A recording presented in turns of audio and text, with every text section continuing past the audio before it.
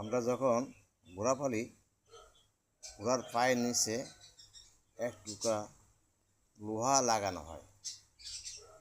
এই লোহাটিকে বলে নাল।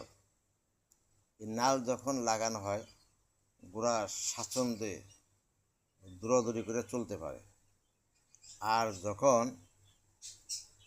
এই নাল লাগানো না হয়, তখন ঘোড়ার চলাফেরা অতি সাবধানে করতে হয়। পায়ের নিচে কিছু পড়লে সে কষ্ট পায়, আর চলাফেরাতে সম্ভবই না। এইটাকেই বলা হয় তাকি।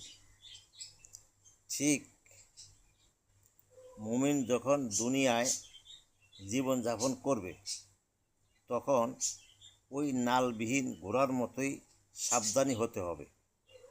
এমনভাবে পথ চলবে যাতে গুনাহের আসরও তার অন্তরে না লাগে। এভাবে গুনাহ থেকে দূরে থাকার মাধ্যমে নিজেকে জাহান্নামের আযাব থেকে বাঁচাবার জন্যই এটাকেই তাকওয়া বলে। তো এই জন্য আমরা আল্লাহ পাকের এই কোরআনের উদাহরণগুলা, আল্লাহর ওলিদের কথাবার্তাগুলা এটাই শিখতে পারলাম, আমরা দুনিয়াতে এমনভাবে চলব যাতে কোনো রকমের গুনাহ আমার দ্বারা না হয়।